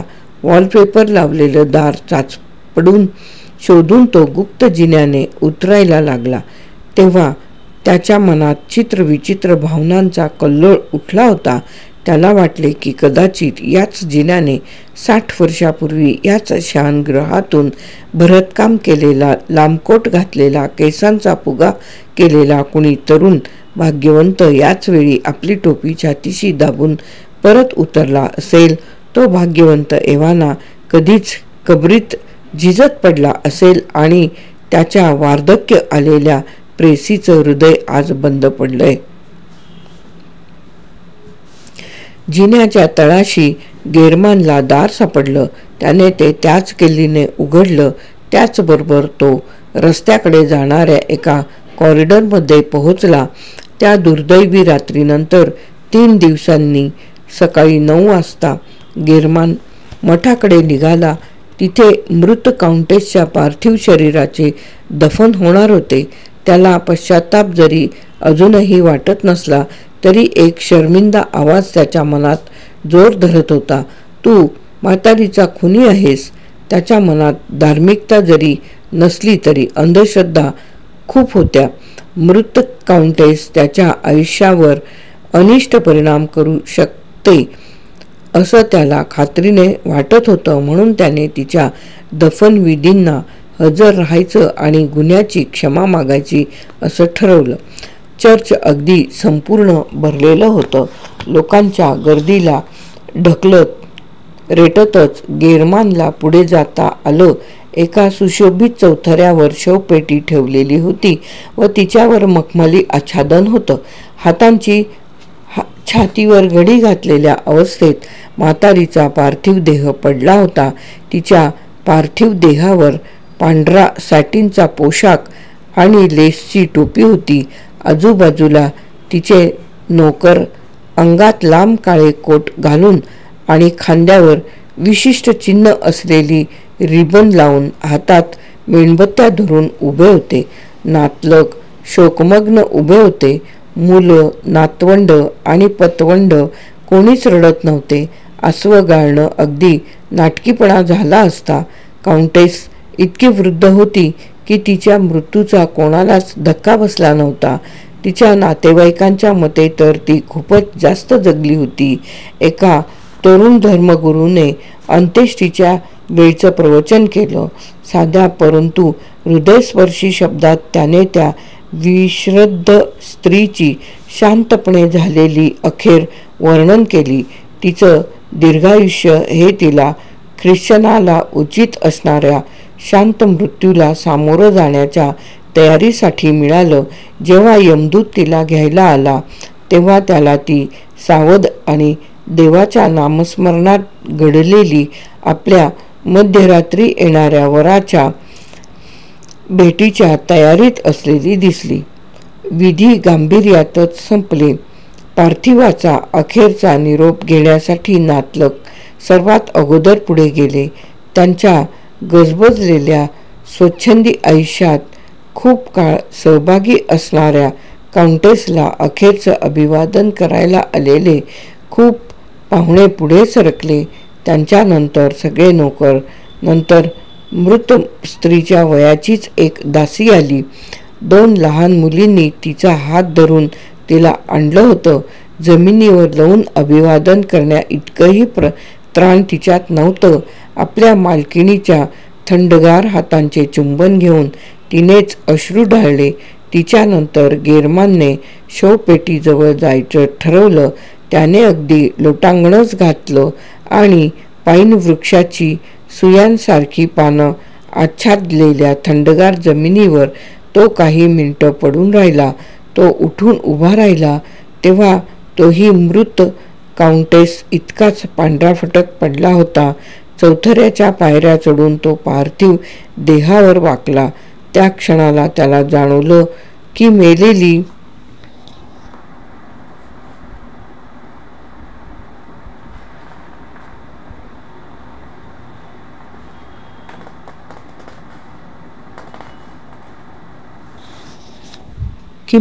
म्हातारी त्याच्याकडे मजेने बघत एक डोळा मिचकावते आहे. गेरमान घाईघाईने मागे वळला, अडखळला आणि धाडकन जमिनीवर कोसळला. लोकांनी त्याला उभे राहायला मदत केली. त्याचवेळी चक्कर आली म्हणून लिझावेता इवानोवाला चर्चच्या बाहेर नेण्यात आलं. दफनविधीचं गांभीर्य या प्रकारामुळे काहीसं बिघडलं. आलेल्या लोकांमध्ये कुजबूज सुरू झाली आणि एक हडकुळासा मनुष्य, मृत काउंटेसचा जवळचा नातेवाईक, त्याच्याजवळ उभ्या असलेल्या इंग्रजाच्या कानात कुजबुजला की हा तरुण सैन्याधिकारी म्हणजे काउंटेसचा अनौरस मुलगा आहे. यावर तो इंग्रज निर्विकारपणे ओह असे उद्गारला. तो सबंध दिवस गेरमान अतिशय अस्वस्थ होता. एका फारशी गर्दी नसलेल्या खानावळीत त्याने जेवण घेतले आणि सवय नसताना खूप दारू प्याला. त्यामुळे तरी मनातली अस्वस्थता कमी होईल असं त्याला वाटलं, पण दारूमुळे त्याची कल्पनाशक्ती अधिकच तापली. घरी परतल्यावर कपडेही न बदलता तो बिछाण्यावर पडला आणि गाढ झोपी गेला. त्याला जाग आली तेव्हा खूप रात्र झाली होती. चंद्राच्या प्रकाशात त्याची खोली उजळली होती. त्याने घड्याळाकडे बघितले. 3 वाजायला 15 मिनिटांचा अवधी होता. त्याची झोप उघडली. तो बिछाण्यावर बसला. वृद्ध काउंटेसच्या दफनविधीचेच विचार त्याच्या डोळ्यात होते. याच वेळी रस्त्यावरून कोणीतरी त्याच्या खिडकीत डोकावले आणि लागलीच बाजूला झाले. गेरमानने तिकडे अजिबात लक्ष दिले नाही. 1-2 मिनिटांतच पुढच्या खोलीचे दार उघडलेले त्याला ऐकू आले. त्याला वाटले की त्याचा दारुडा ऑर्डरलीज कुठेतरी भटकून परत आला, पण पावलांची चाहूल तर अनोळखी होती. सपाटांचा हळू आवाज करत कोणीतरी चालत होतं. दार उघडलं आणि पांढऱ्या पोशाखातली स्त्री आतमध्ये आली. गेरमानला वाटलं की ती स्त्री म्हातारी दाईच आहे आणि या वेळेला तिने असं येण्याचं कोणतं कारण असेल याचा तो अचंबा करू लागला. पण ती पांढऱ्या पोशाखातली बाई जणू तरंगत त्याच्या समोर येऊन उभी राहिली. ती काउंटेस आहे हे गेरमानने ओळखलं. ती खणखणीत आवाजात म्हणाली, मला माझ्या इच्छेविरुद्ध तुझ्याकडे यावं लागलं, पण तुझी विनंती मान्य करण्याची मला आज्ञा झाली आहे. तिर्री, सत्ती, एक्का ही 3 पानं एका पाठोपाठ एक लावली तर जिंकता येतो.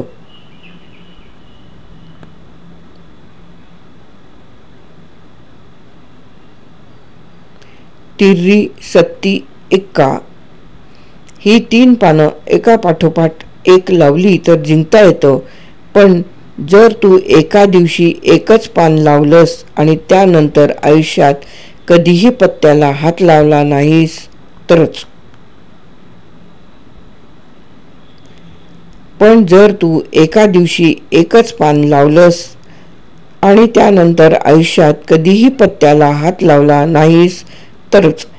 माझी आश्रित लिझावेता इवानोव्ना हिच्याशी तू लग्न करण्याच्या अटीवरच मी तुला माझ्या मृत्यूबद्दल माफ करते.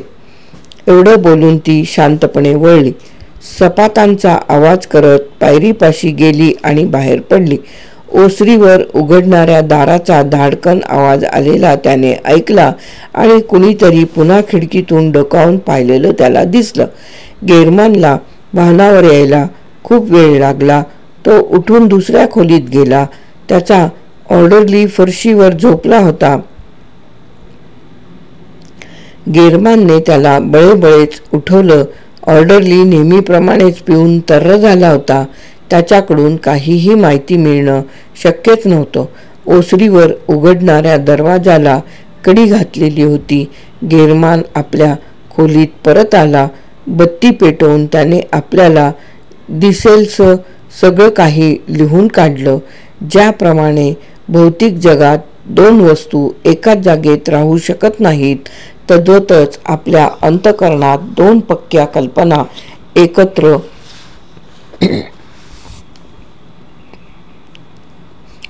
ज्याप्रमाणे भौतिक जगात 2 वस्तू एकाच जागेत राहू शकत नाहीत, तद्वतच आपल्या अंतःकरणात 2 पक्क्या कल्पना एकत्र वास करू शकत नाहीत. गेरमानच्या मनपटलावरचे मृत काउंटेसचे चित्र लवकरच तिर्री, सत्ती आणि एक्का यांनी पुसट करून टाकले.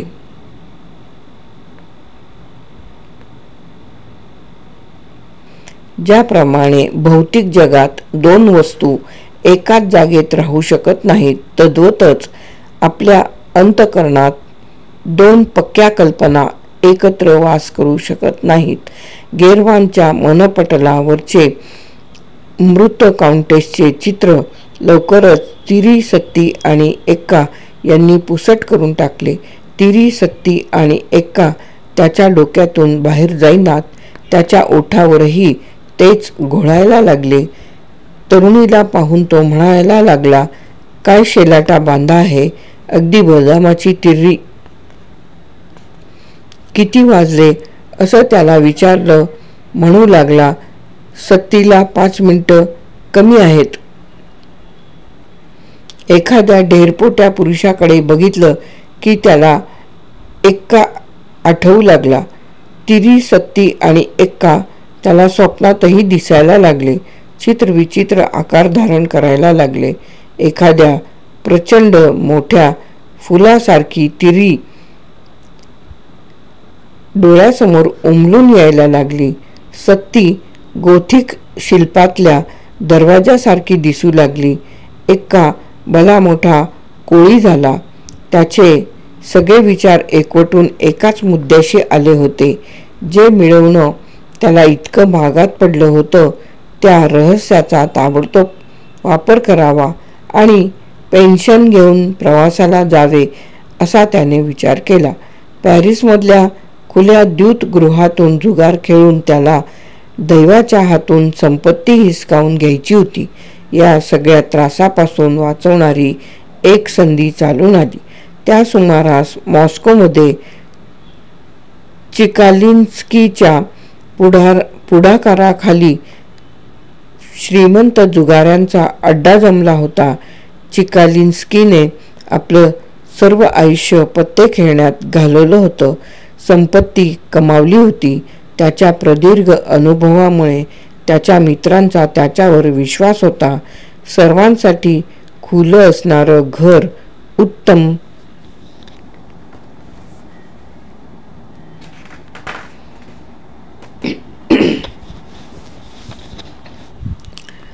उत्तम स्वयंपाकी, मृदू आणि आनंदी स्वभाव यांच्या जोरावर त्याने लोकांची मने जिंकली होती.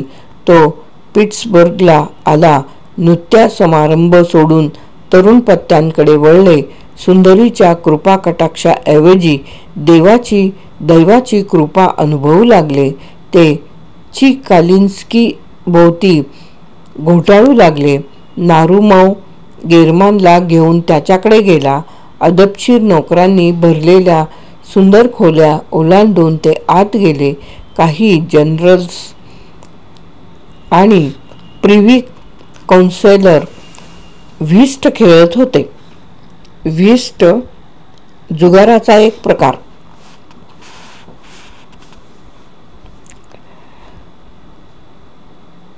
तरुण मंडळी उंची आच्छादनं असलेल्या दिवाणांवर आडवे होऊन पाईप ओढत होती, आईस्क्रीम खात होती. पाहुण्यांच्या खोलीत एका लांबलचक टेबलापाशी 20 जुगाऱ्यांचा गराडा पडला होता.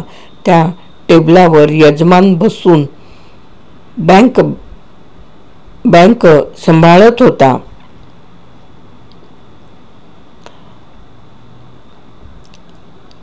त्याचं वय 60च्या आसपास होतं. त्याचा चेहरा अतिशय सभ्य होता.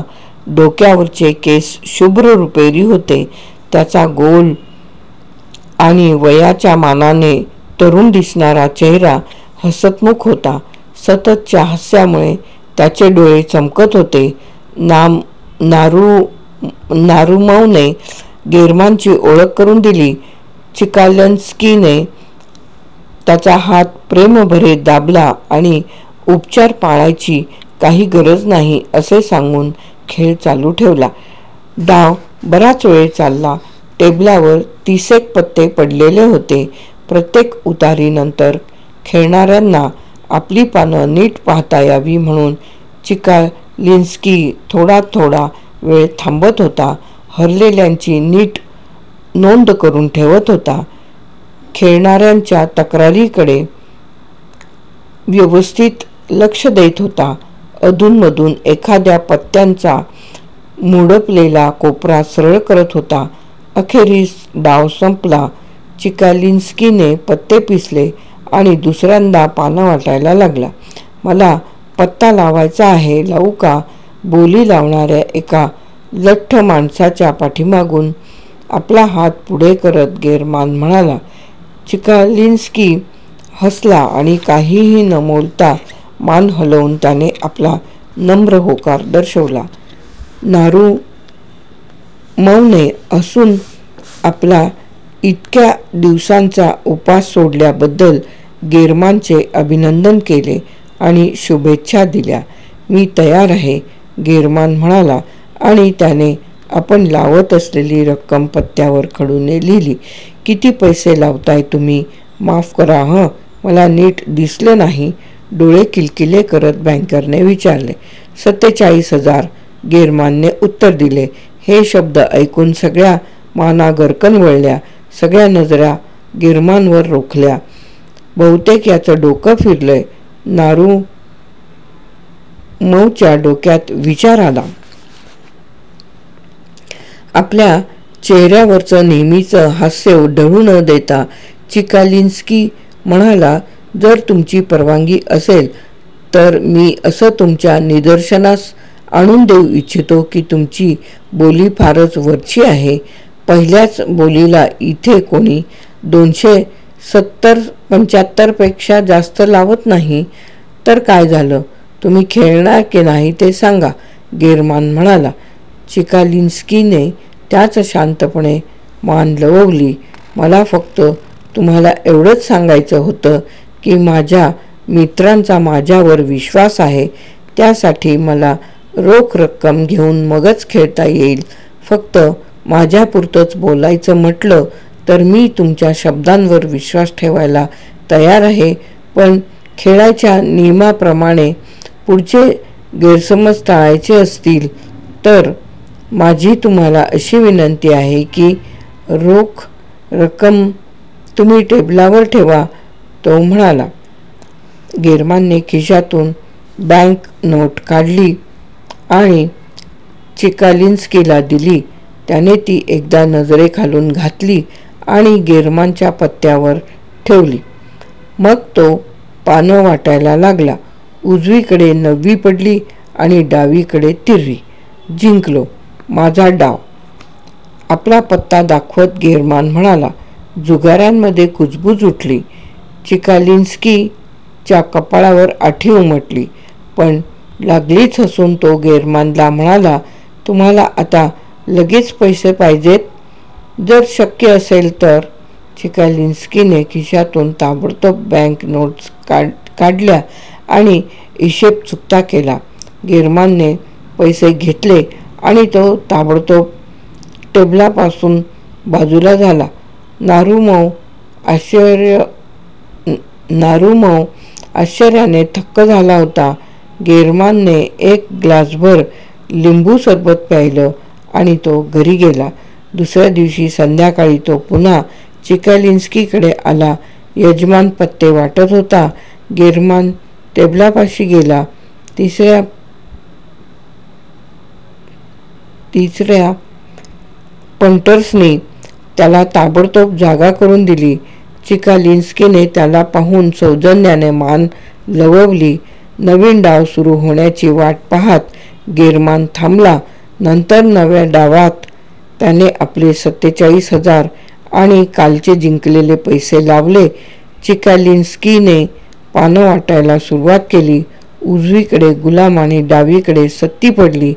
गेरमानने आपली सत्ती दाखवली. सर्वांच्या तोंडून आश्चर्योद्गार बाहेर पडले.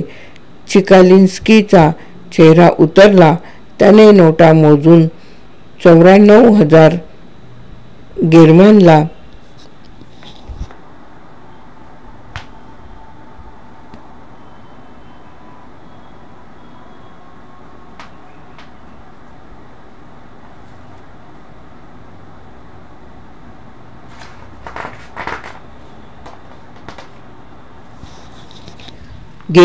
दिले. गेरमानने अग्निशाद्यपणे ते उचलले आणि तो ताबडतोब चालता झाला. तिसऱ्या दिवशी गेरमान पुन्हा आला. सर्वजण त्याची वाटच पाहत होते. जनरल्स आणि प्रिव्ही कौन्सिलर्सनी आपला व्हिस्टचा डाव थांबवला होता. इतका त्यांना तो अद्भुत डाव पाहायचा होता. तरुण सैन्याधिकारी दिवाणांवर उठून बसले होते. सगळे नोकरचाकर त्याच खोलीत जमले होते. गेरमानच्या भोवती सर्वांची दाटी झाली होती. इतर जुगाऱ्यांनी आपले डाव टाकले नाहीत, पण त्यांनी आपला खेळ थांबवला. हा डाव कसा संपतो हे बघण्याची त्यांना उत्सुकता होती. पांढऱ्या पडलेल्या पण तरीही हसणाऱ्या एकट्या चिकालिन्स्की विरुद्ध बोली बोलायला गेरमान टेबलाजवळ उभा राहिला. दोघांनीही पत्त्याचा नवा कॅट फोडला. चिकालिन्स्कीने पत्ते पिसले. गेरमानने एक पत्ता काढला आणि बँक नोटच्या थप्पीखाली तो झाकून ठेवला. हे जणू एक प्रकारचं द्वंद्वच सुरू होतं.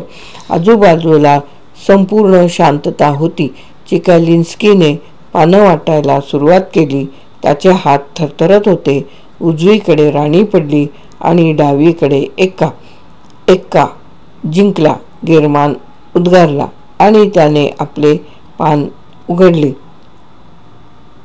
तुमची राणी हरली, चिकालिन्स्की अगदी गोड आवाजात म्हणाला. गेरमानचा थरकाप उडाला. खरोखरच त्याच्या हातात एक्क्याऐवजी इस्पिकची राणी होती. त्याचा आपल्या डोळ्यांवर विश्वासच बसेना. कसा त्याने धोका खाल्ला. त्या क्षणी त्याला असं वाटलं की इस्पिकची राणी त्याच्याकडे बघून डोळे मिचकावून हसते आहे.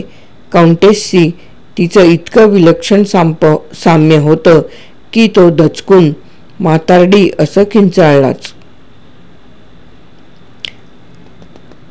चिकालिन्स्कीने हात लांबवून आपण जिंकलेला माल ताब्यात घेतला. गेरमान थिजल्यासारखा उभा राहिला. जेव्हा तो टेबलापासून बाजूला झाला तेव्हा खोलीत गजबजाट चालू होता. काय डाव होता. जुगारी म्हणत होते. चिकालिन्स्की पुन्हा पत्ते पिसत होता. खेळ पूर्वीसारखाच चालू होता. उपसंहार. गेरमानला वेड लागलं.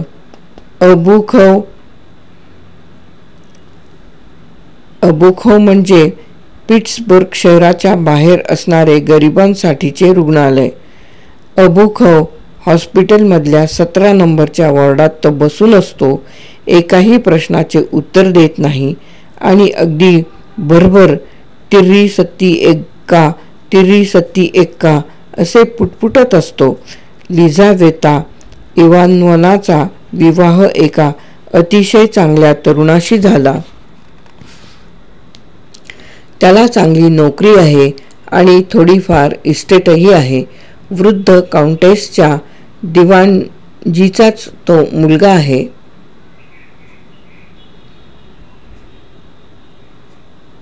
लिझावेता इवानोव्ना आपल्या एका गरीब पोरक्या नातलग मुलीचा सांभाळ करते. तोमस्कीला कॅप्टनच्या हुद्द्यावर बढती मिळाली आहे आणि त्याचा विवाह प्रिन्सेस पॉलिनशी झाला आहे.